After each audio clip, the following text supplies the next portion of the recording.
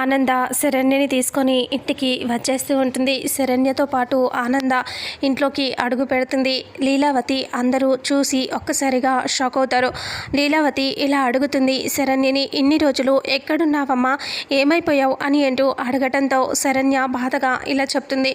అత్తయ్య గారు నన్ను ఎవరో కిడ్నాప్ చేశారండి అని చెప్తూ ఉంటుంది. దర్శన్ అందరూ అక్కడికి వచ్చేస్తారు. నన్ను ఎవరో కిడ్నాప్ చేసి దాచిపెట్టారు. అయితే నన్ను వాళ్ళ నుంచి అత్తయ్య గారే కాపాడారు. అత్తయ్య గారే కనుక ఈరోజు లేకపోయి ఉంటే నేను ప్రాణాలతోనే ఉండేదాన్ని కాదు అని అంటూ చెప్పేసరికి ఒక్కసారిగా లీలావతి అందరూ షాకింగ్గా చూస్తూ ఉంటారు. దర్శన్ అలా చూస్తూ ఉంటాడు సీరియస్గా.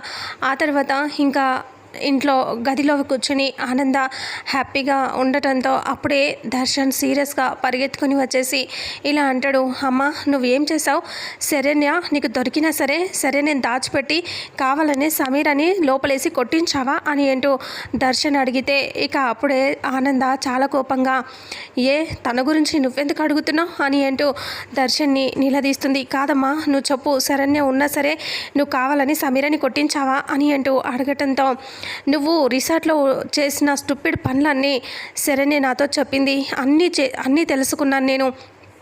అక్కడికి వెళ్ళి నువ్వు చేసిన ఎదవ పనులన్నీ తెలుసుకున్నాను. అందుకనే ఇప్పుడు తను చేసిన ఈ ఎదవ పనికి కావాలని తనకు కూడా ఎంత బాధ కలుగుతుందో తెలియాలనే అలా చేశాను నేను అని అంటూ దర్శన్తో కోపంగా అంటుంది. అప్పుడే దర్శన్, శరణ్య కోసం సమీర్ అని కొట్టిస్తావా అమ్మా అంటే, ఎక్కువ మాట్లాడావంటే నేను నిన్ను కూడా ఏం చేస్తానో నాకే తెలియదు, నీకు అసలు మనిషివేనా నువ్వు అని అంటూ ఆనంద దర్శన్ని అంటుంది.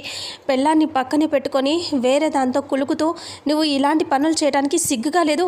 ఇక మీదట శరణ్య విషయంలో ఎవరైనా ఏదైనా తప్పు చేస్తే అస్సలు ఊరుకోను, శరణ్యని బాధ పెట్టాలని తెలిసినా కానీ అస్సలు క్షమించను నేను అని గట్టిగా అరుస్తుంది. అప్పుడే దర్శన్ భయంగా చూస్తూ ఉంటాడు. ఆనంద విశ్వరూపం చూపిస్తూ ఉంటుంది.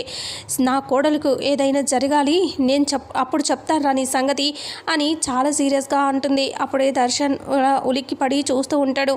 ఇంతటితో రేపు రాబోయే ఎపిసోడ్ ప్రోమో ఎండ్ అవుతుంది. ఫుల్ ఎపిసోడ్లో ఏం జరుగుతుందో తెలుసుకుందాం.